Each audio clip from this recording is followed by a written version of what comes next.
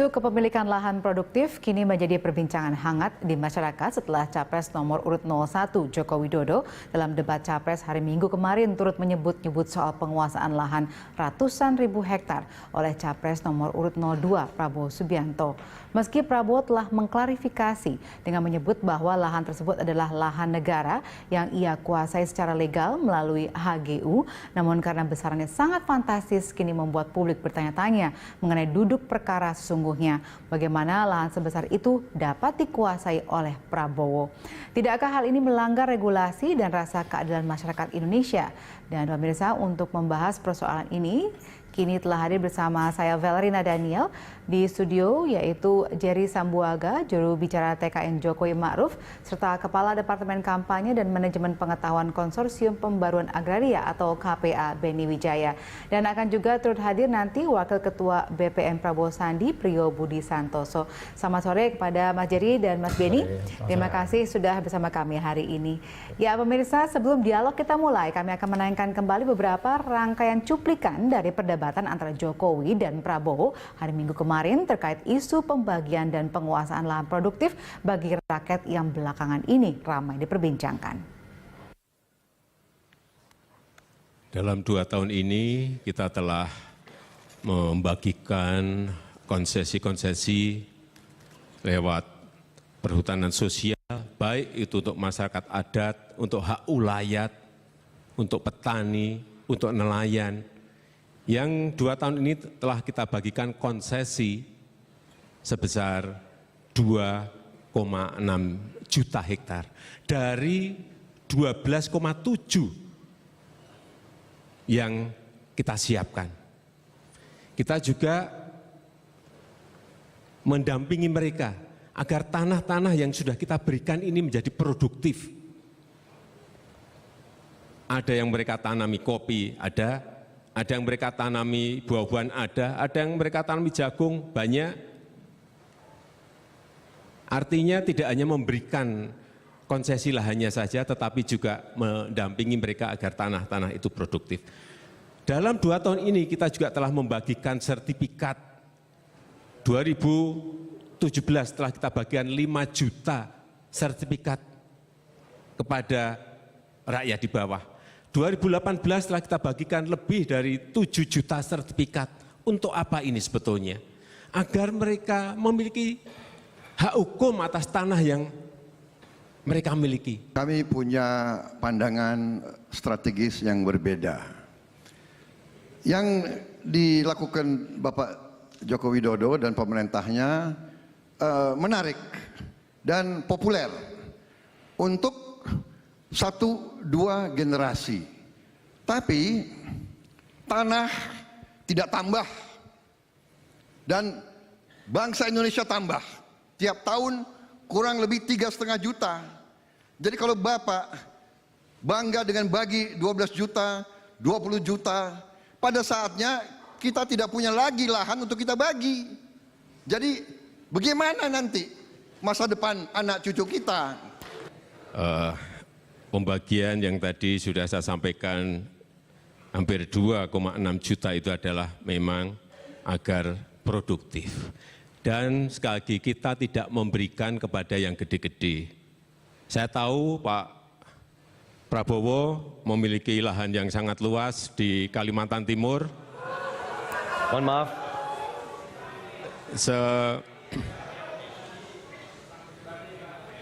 Sebesar 220.000 hektar.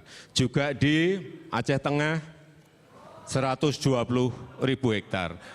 Saya hanya ingin menyampaikan bahwa pembagian seperti ini tidak dilakukan masa pemerintahan saya.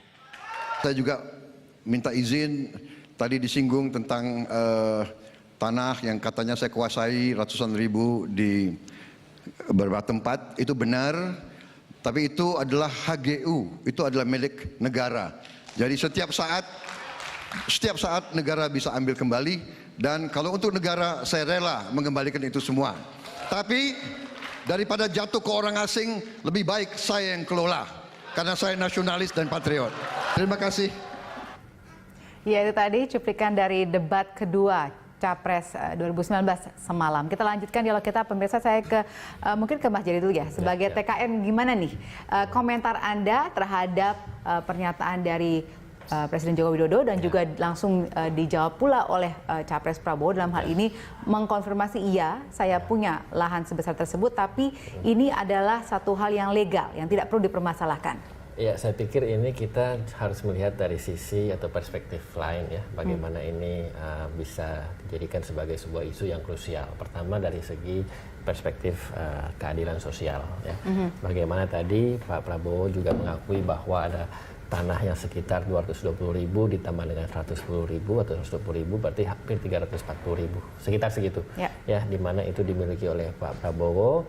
Dan tadi seperti yang dikonfirmasi oleh Pak Jokowi bahwa itu pembagian seperti itu kan tidak pernah dilakukan di zaman Presiden Jokowi, di zaman pemerintahan beliau. Artinya apa yang ingin saya sampaikan dan juga kami sampaikan di sini adalah agak sedikit inkonsisten ya ketika Capres Pak Prabowo ini membicarakan soal keadilan sosial, soal nasionalisme, soal bagaimana itu membagi lahan untuk masyarakat banyak, di mana nanti ada yang katanya menurut beliau itu ada beberapa hal atau beberapa wilayah yang memang belum diperuntukkan untuk masyarakat, tetapi pada saat yang sama Pak Prabowo ternyata mempunyai atau memiliki lahan yang sedemikian luasnya. Ya. Itu, dari sisi itu saya pikir perlu kita bahas dan kita garis bawahi bagaimana mungkin seorang capres bisa mengadvokasi itu sementara dirinya itu memiliki tanahnya sedemikian luas. Ya. Jadi intinya lebih ke aspek keadilan sosial. Saya pikir iya. Dan kedua mungkin kita lihat juga bagaimana keberhasilan pemerintah. Karena ini yang paling penting sebetulnya di zaman Pak Jokowi ini seperti yang disampaikan di debat kemarin bahwa ada sekitar 7 juta sertifikat dan itu diperuntukkan dan dibagi langsung dan dikasih kepada masyarakat langsung, dan tentunya itu salah satu tujuannya adalah untuk meningkatkan produktivitas ya kan. Apakah bisa digunakan untuk modal usaha dan sebagainya. Kita akan tanyakan nanti kepada Pak Priyo Budi Santoso yang akan segera bergabung bersama kita. Kami harap Anda tetap bersama kami.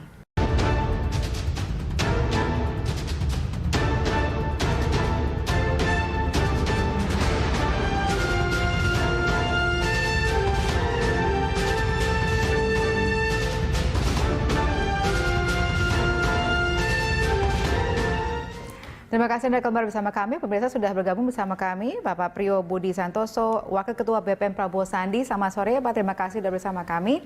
Ya, saya ingin tanyakan dulu kepada Anda terkait dengan debat hari Minggu kemarin yang disampaikan bahwa Capres Prabowo memiliki ratusan ribu hektar lahan di Kaltim dan juga Aceh. Bagaimana tanggapan Anda? Nah, itu yang saya kemarin langsung komentari malam itu adalah sebenarnya pernyataan atau tuduhan yang tidak etis dilakukan dalam debat presiden. Sekaliber senegarawan, kalau negarawan ya Pak Jokowi. Jadi lebih ke tuduhan tidak etis, bukan tuduhan legal tidak legal. Iya, karena sudah ada tata tertib yang saya kebetulan memimpin delegasi 02 bersama-sama dengan teman sebelah, tata tertib, tidak boleh menyerang pribadi, tidak boleh, pokoknya adalah memprovokasi dan seterusnya. Untuk kaliber Pak Jokowi sebenarnya ini agak mengejutkan pernyataan ini. Selama ini kan Pak Prabowo tidak pernah juga menuding yang pribadi. Misalnya asal-usul Pak Jokowi seperti apa kan tidak pernah keluar dari Pak Prabowo. Dan kita memang tidak mau hal semacam itu.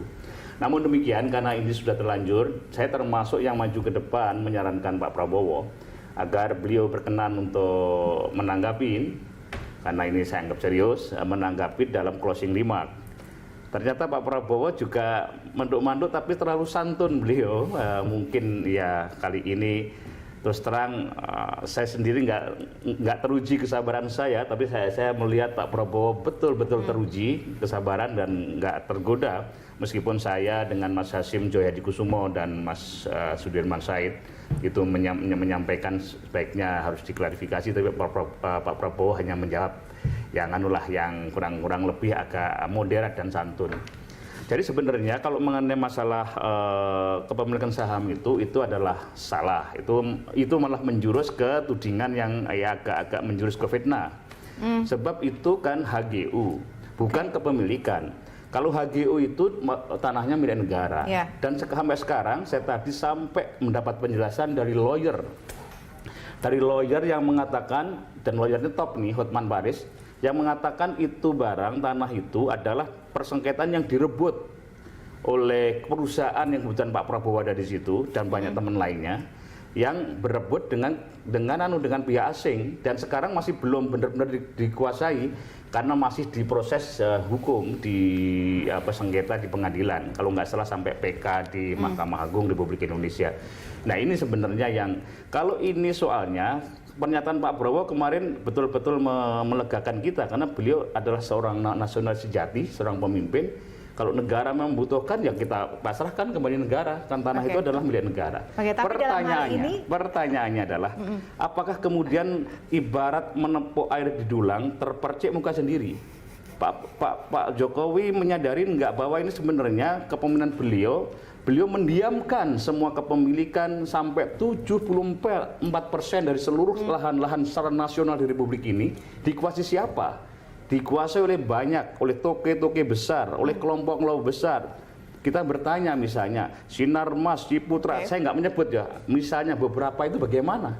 Bagaimana pertanyaan dengan yang menyebut misalnya, ada juga lingkaran-lingkaran yang sekarang itu di kabinet Pak Presiden Jokowi, kalau kita membuka-bukaan, juga kemudian terkait dengan penguasaan lahan yang sebenarnya dari segi HGU, sebenarnya untuk segi usaha tidak apa-apa. Tapi kalau ini mulai awal untuk membuka semuanya dan mengembalikan kepada negara, saya termasuk ikut berada di posisi terdepan mendorong itu semua. Mendorong agar apa yang diinginkan oleh Pak Prabowo untuk kembalikan secara nasional seluruh lahan-lahan itu ini. Biarkan lahan-lahan itu nanti dibagi aja untuk rakyat, dan kami setuju untuk itu. Jadi kalau dibagi untuk rakyat sebenarnya setuju. Tapi kenapa kemarin diprotes?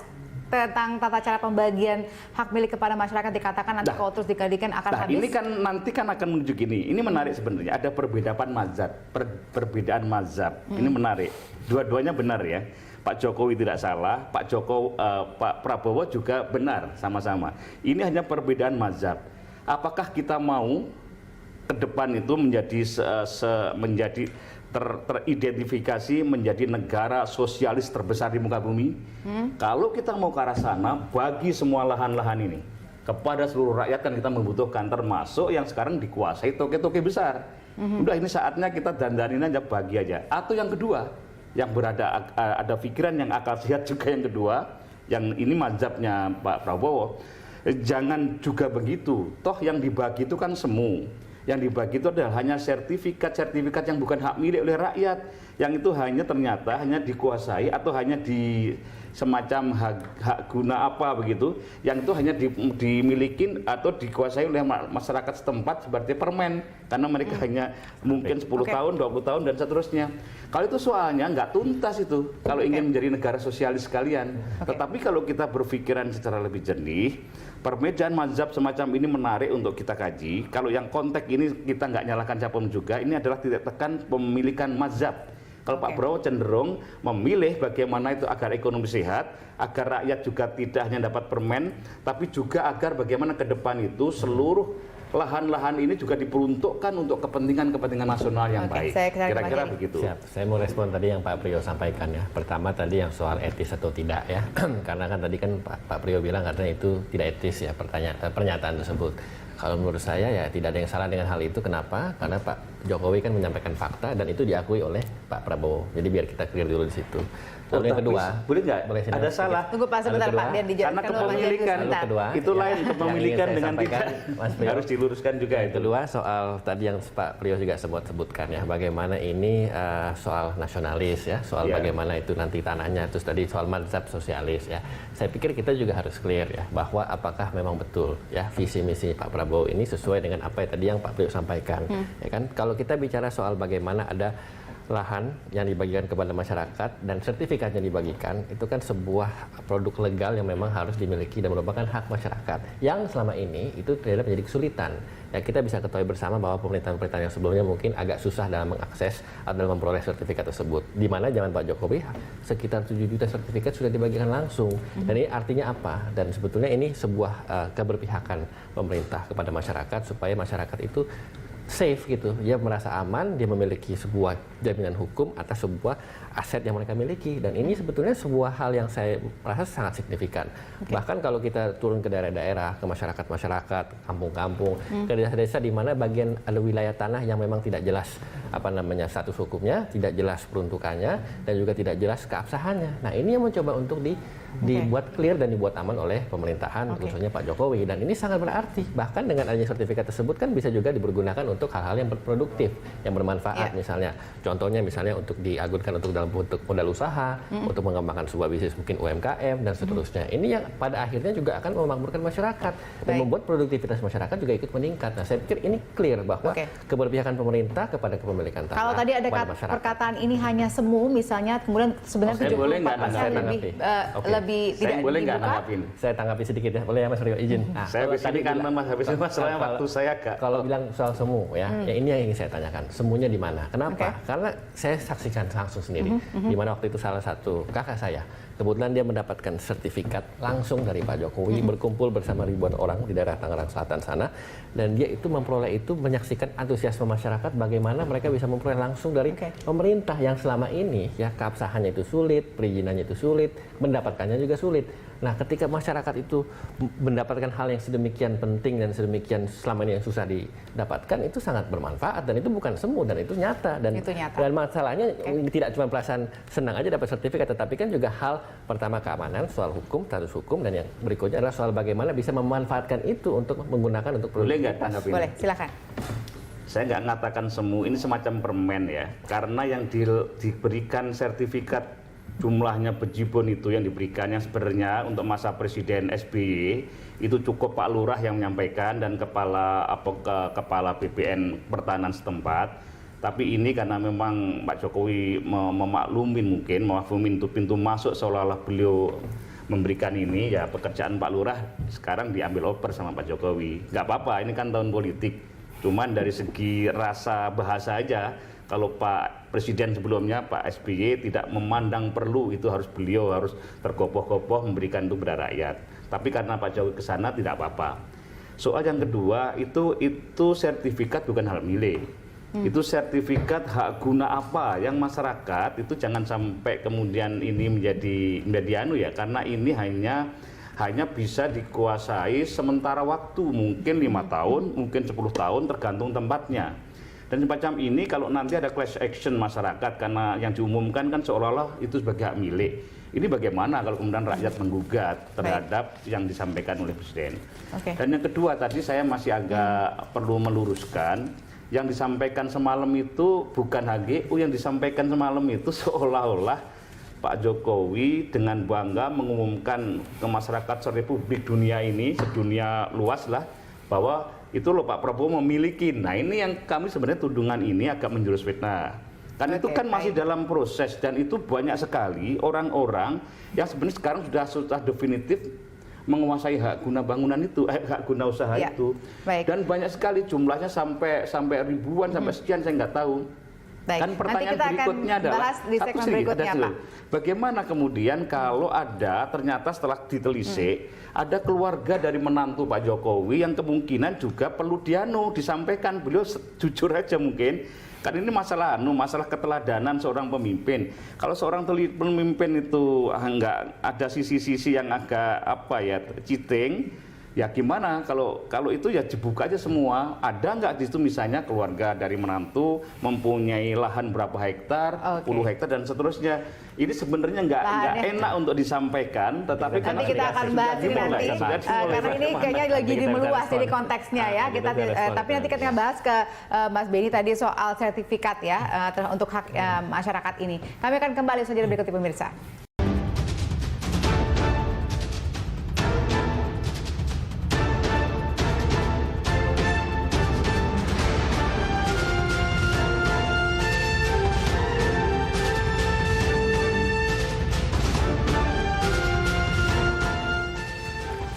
Pemirsa, sebelum dialog kita lanjutkan, rekan Carlos Michael akan menyampaikan sekelumit polemik terkait penguasaan lahan yang mencuat dalam debat capres antara Jokowi dan Prabowo pada Minggu malam kemarin. Silakan Carlos.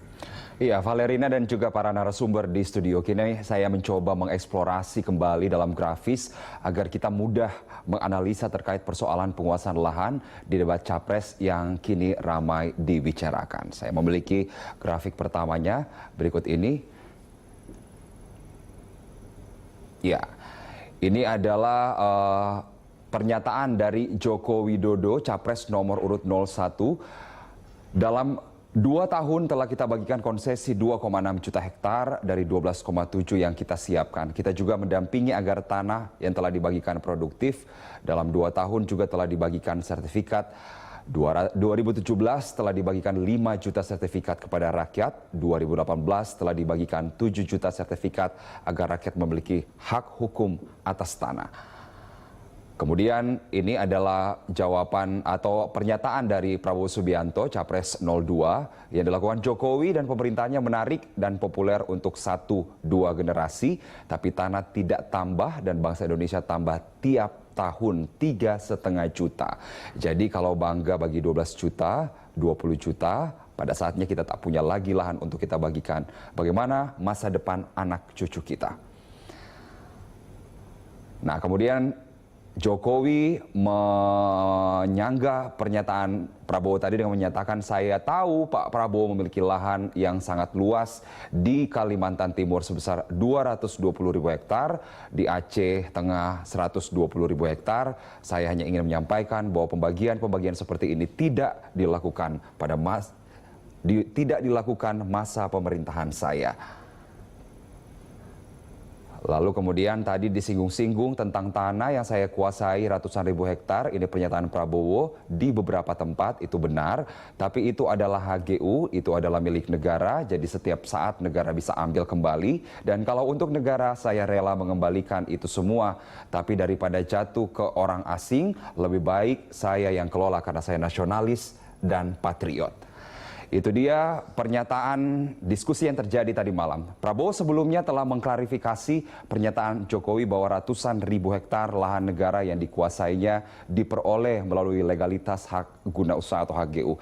Lalu seperti apa sebenarnya aturan terkait kepemilikan HGU ini? Kita mencoba melihatnya dalam undang-undang tentang agraria. Apakah hal ini benar atau dibenarkan? Kita lihat regulasi tentang HGU di pasal 28 Undang-Undang Nomor 5 Tahun 1960, pasal 28 ayat 1, hak guna usaha adalah hak untuk mengusahakan tanah yang dikuasai langsung oleh negara dalam jangka waktu sebagaimana tersebut dalam pasal 29 guna perusahaan pertanian, perikanan ataupun peternakan. Lalu di pasal 28 ayat 2, hak guna usaha diberikan atas tanah yang luasnya paling sedikit 5 hektar dengan ketentuan bahwa jika luasnya 25 hektar atau lebih harus memakai investasi modal yang layak dan teknik perusahaan yang baik sesuai dengan perkembangan zaman. Lalu selanjutnya di pasal 28 ayat 3, HGU dapat beralih dan dialihkan kepada pihak lain. Selanjutnya di pasal 29 ayat 1, HGU diberikan untuk waktu paling lama 25 tahun. Di ayat 2, untuk perusahaan yang memerlukan waktu yang lebih lama, dapat diberikan HGU untuk waktu paling lama 35 tahun.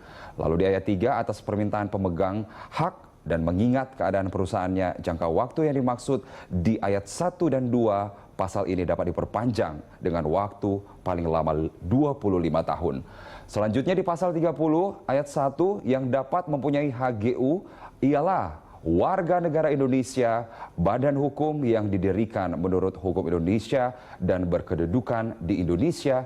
Kemudian di pasal 30 ayat 2, orang atau badan hukum yang mempunyai HGU dan tidak lagi memenuhi syarat-syarat sebagai yang tersebut dalam ayat 1 pasal ini dalam jangka waktu 1 tahun wajib melepaskan atau mengalihkan hak itu kepada pihak lain yang memenuhi syarat.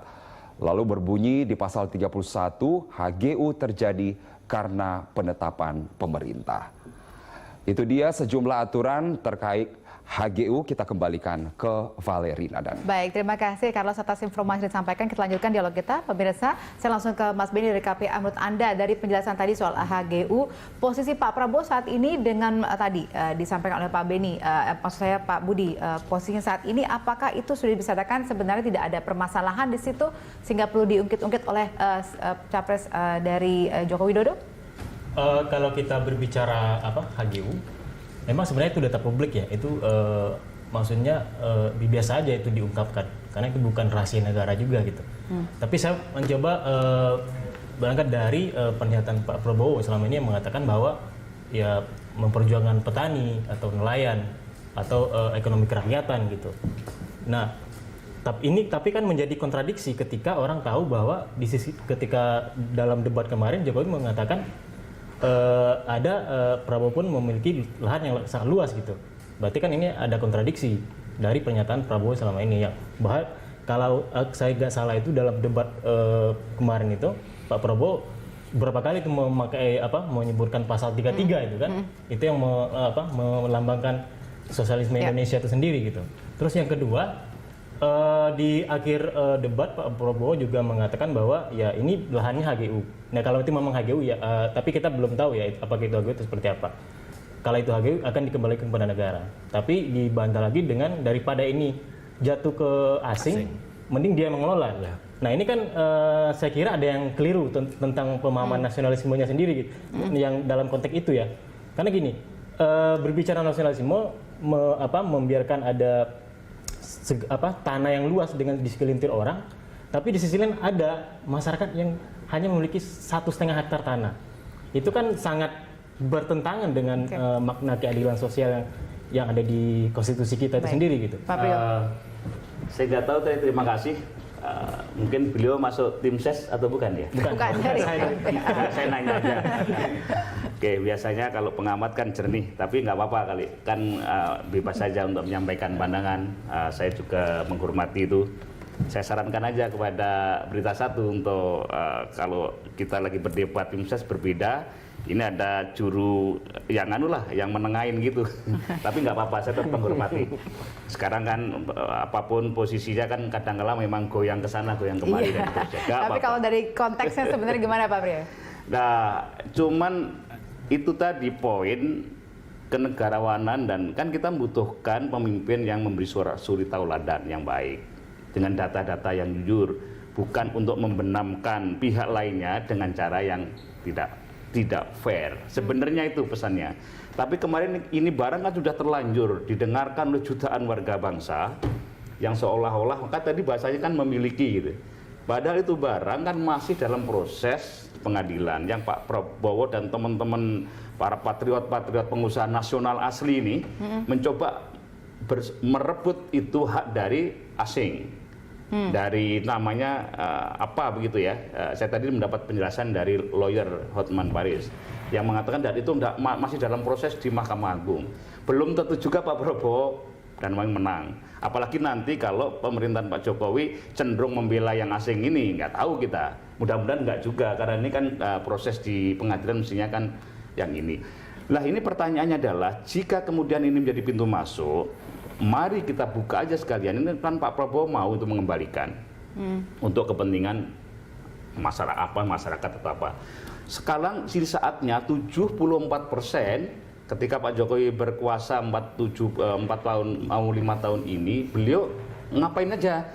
Kenapa kemudian yang 74% dikuasai oleh toke-toke besar itu, beliau mendiamkan aja? Kenapa beliau kemudian tertarik suatu hal yang masih dalam proses, yang belum tentu itu dimenangkan oleh Pak Prabowo dan kawan-kawan. Mungkin pertanyaannya lebih kepada tadi kontradiksi antara pernyataan Prabowo sendiri. Jadi misalnya awal dia bilang harusnya diberikan haknya kepada petani, tapi kemudian di sisi lain ternyata ada upaya untuk dalam proses ya memiliki untuk itu. Nggak ada yang salah, nggak ada kontradiksi intermenes dalam ini. Yang ada adalah bahwa penguasaan itu pun kalau menang kan mencabut itu dari dikangkangin oleh pihak asing selama bertahun-tahun, ya udah puluhan tahun selama ini nggak pernah bisa diinikan. Ada kekuatan pengusaha-pengusaha nasional yang dikoordinasi bareng-bareng, dan Pak Prabowo mungkin taruhlah sahamnya meskipun hanya 1% apa saya nggak tahu, tapi mengkoordinasi itu, kemudian mencoba merebut itu. Kekuatan ini besar sekali karena di belakangnya ada pendekar-pendekar yang membantu itu, mereka itu dari dalam negeri, dari luar negeri, termasuk dalam negeri. Nah ini dan ini sebuah proses kemudian bocor, dan Presiden senang sekali melihat ini seolah-olah menjadi kacauan beliau, jualan beliau di depan publik, bahwa ini loh ternyata Pak Prabowo semacam ini, kan ingin menunjukkan itu. Sama seperti kalau Pak Prabowo mau, beliau kemudian ditanyakan pakai bahasa Inggris yang fasih, kedandapan nggak Presiden Jokowi? Di fora-fora internasional kita tahu kemudian belum menggunakan bahasa-bahasa yang agak kemudian, yang saya lihat tadi itu sampai Cak Nun, M. Hainun Najib pun juga mengkritik itu misalnya. Kan jadi nggak enak kalau kemudian sisi-sisi ini diungkap satu persatu mengenai masalah ini. Mungkin bisa dari Mas Jerry. Tapi hal ini sebentar ya. Tapi hal ini tidak akan dilakukan oleh Pak Prabowo. Ini yang saya katakan, kami semua belajar kesabaran kepada Pak Prabowo Subianto dalam konteks ini. Saya tanggapi sedikit ya. Kalau saya sih tetap kita fokus terhadap isu yang memang kita bahas kan malam ini adalah bagaimana menurut saya dan kami di tim juga percaya bahwa terjadi inkonsistensi ya, bagaimana tim Pak Prabowo dan juga Pak Prabowo sendiri dan beliau sendiri juga sudah mengakui apa yang Pak Jokowi sampaikan ya, bahwa ada sekian ratusan ribu hektar yang dimiliki oleh Pak Prabowo dan itu sudah diiyakan oleh Pak Prabowo juga dalam debat kemarin dan memang itu juga sudah diaminkan oleh Pak Prabowo. Artinya apa? Yang saya mau soroti di sini adalah bagaimana yang sebelumnya saya juga sepakat dengan tadi pengamat Mas Benny mengatakan bahwa setiap isu itu selalu dikapitalisasi oleh Pak Prabowo, diglorifikasi oleh Pak Prabowo dalam selalu mengadvokasi dalam tanda kutip ya petani ya, golongan menengah ke bawah dan hal-hal kelompok-kelompok yang memang termarginalkan yang diusahakan untuk mendapatkan tanah ya kan begitu, kesulitan mendapatkan tanah, tetapi di saat yang sama ya beliau Pak Prabowo itu memiliki tanah yang sekian ratusan ribu hektar besarnya. Itu pertama.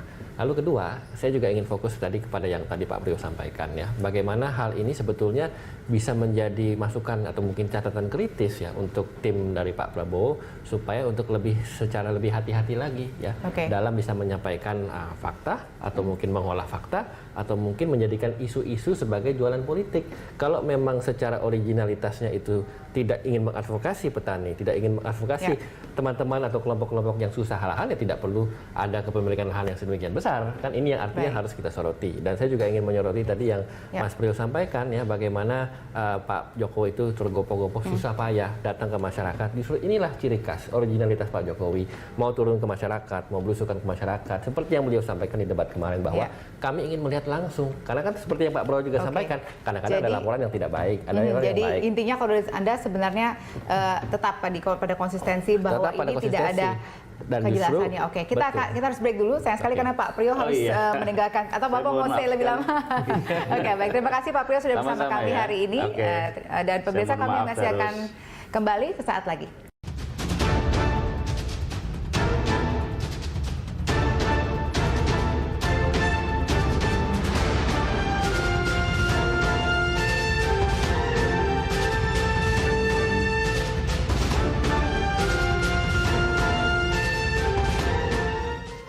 Terima kasih Anda kembali bersama kami. Saya akan ke Mas Benny terlebih dahulu. Kalau Anda melihat polemik yang terjadi dari debat kemarin, emang seharusnya itu apa ini ya keterangannya? Dari tadi soalnya Pak Priyo sempat mengatakan bahwa yang sertifikat yang diberikan kepada masyarakat itu sebenarnya tidak seperti yang disampaikan oleh pemerintah. Menurut Anda itu sudah benar atau belum? Kalau kita berangkat dari pemaparan Pak Jokowi pada debat Capres kemarin, sebenarnya ada beberapa catatan. Yang pertama, Pak Jokowi mengatakan memberikan sertifikat. Nah sebenarnya sertifikat itu benar ada gitu, itu bukan ini. Nah persoalannya sertifikat ini bukanlah reforma agraria. Nah ini berbeda, karena kan dalam konteks pertanyaannya itu adalah reforma agraria. Tapi Pak Jokowi mengatakan dia sudah memberikan sertifikasi sekitar 7 juta hektar. 7 juta ini ya, 7 juta sertifikat. Nah ini kan tidak menyasar inti dari persoalan, Mbak. Karena dari persoalan kita itu adalah ketimpangan penguasaan lahan itu dan penyelesaian konflik agraria. Nah kalau sertifikasi itu hanya memberikan sertifikat kepada masyarakat yang sudah bertanah, itu sebenarnya sudah tupoksi BPN dari dia sehari-hari gitu.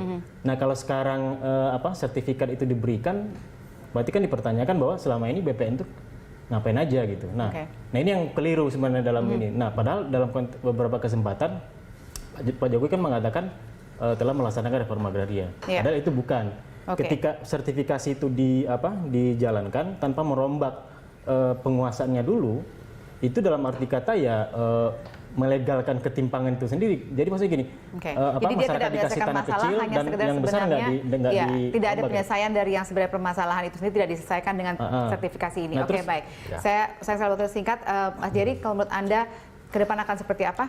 Ya, kami pikir itu yang sudah dilakukan Pak Jokowi ini cukup banyak ya. Bahkan saya mengutip statement dari Ketua Umum Serikat Petani Indonesia, kalau nggak salah saya kebetulan baca ini kutipannya, beliau bilang bahwa Pak Jokowi itu sudah melaksanakan reforma agraria dalam konteks menyediakan atau membagikan lahan-lahan untuk para petani. Ya. Artinya lahan-lahan itu diperuntukkan dalam perspektif keadilan sosial untuk bisa menyamaratakan dan juga membagikan kepada mereka yang membutuhkan. Dan ini justru bentuk konkret bagaimana pemerintah menunjukkan keberpihakan kepada rakyat yang memang membutuhkan. Dan di samping itu, zaman Pak Jokowi ini tidak ada lagi penerbitan izin baru kepada mereka-mereka atau pengusaha-pengusaha besar atau konglomerat-konglomerat besar yang memang ingin mendapatkan tanah yang seharusnya itu bisa dilakukan kepada UMKM atau usaha mikro kecil dan menengah. Itu pertama. Dan kedua, ingin saya sampaikan tadi soal bagaimana sertifikat itu dibagi. Ya memang betul tadi saya setuju dengan Mas Benny bahwa itu merupakan bagian ya, itu bagian yang tidak dapat terpisahkan dari bagaimana Pak Jokowi ingin memberikan keadilan sosial. Kenapa? Karena sekali lagi yang namanya status kepemilikan yang legal itu sangat-sangat luar biasa,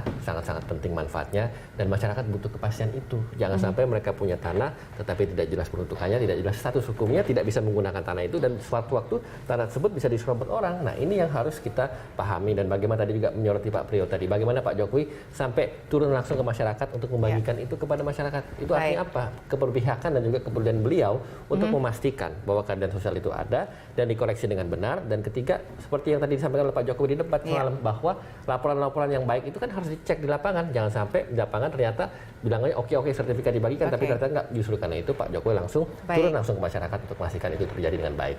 Terima kasih Pak Cili, terima kasih Mas Benny sudah bersama kami hari ini. Pemirsa, demikianlah Pantau kali ini. Anda bisa memberikan informasi dan saran kepada kami lewat email di redaksi @bth.tv atau follow kami via Twitter, Facebook, YouTube, dan Instagram. Atas nama kerabat kerja yang bertugas, saya Valerina Daniel. Terima kasih, sampai jumpa.